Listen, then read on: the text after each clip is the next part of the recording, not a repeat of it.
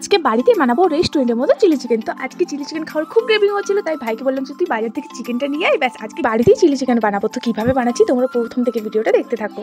তো প্রথমে এখানে কিছু সবজি নিয়ে নিয়েছি কাটার জন্য। তো ক্যাপসিকাম, পেঁয়াজ, টমেটো আর নিচে হচ্ছে রসুন একটু বেশি করে নিতে হবে, যেহেতু এটা চিলি চিকেন করব।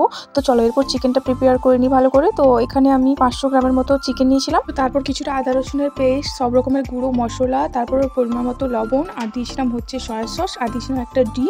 তো তারপর 1 চামচ কর্নফ্লাওয়ার দিয়ে এটাকে ভালো করে মেখে পর আধ ঘন্টার মতো রেখে দিয়েছিলাম, যেহেতু বেশি টাইম ছিল না। তারপর কড়াই তেল গরম করে দিয়ে এগুলোকে আমি পকোড়া টাইপের ভেজে নিয়েছিলাম। জানি তোমরা অনেকেই চিলি চিকেনের রেসিপি জানো, বাট তাও আমি আমার মতো করে শেয়ার করলাম। আমি যেভাবে বানাই সেরকমভাবেই তোমাদের সাথে শেয়ার করলাম।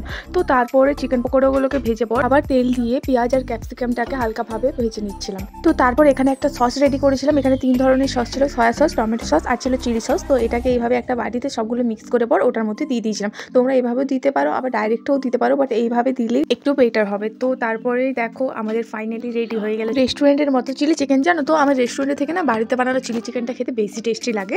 তো চলো আজকের এই রেসিপি ভিডিওটা তোমাদের কেমন লাগলো আমাকে অবশ্যই কমেন্টস করে আর তার সাথে বাড়িতে বানিয়েছিলাম হচ্ছে মিক্স ভেজ ফ্রাইড রাইস। এর রেসিপি ভিডিওটা তোমাদের সঙ্গে অন্য কোনো ভিডিওতে আমি শেয়ার করব। তো চলো এবার এগুলোকে টেস্ট করা যাক। তো দেখো দেখতেই তো এত সুন্দর লাগছে গাইস, আমি জানি না খেতে আবার কেমন। আর হ্যাঁ, তোমরা কে কে চিলি চিকেন খেতে ভালোবাসো গাইস অবশ্যই জানিও। তো চলো আজকের ভিডিওটা এই পর্যন্ত, সবাই টাটা বাই।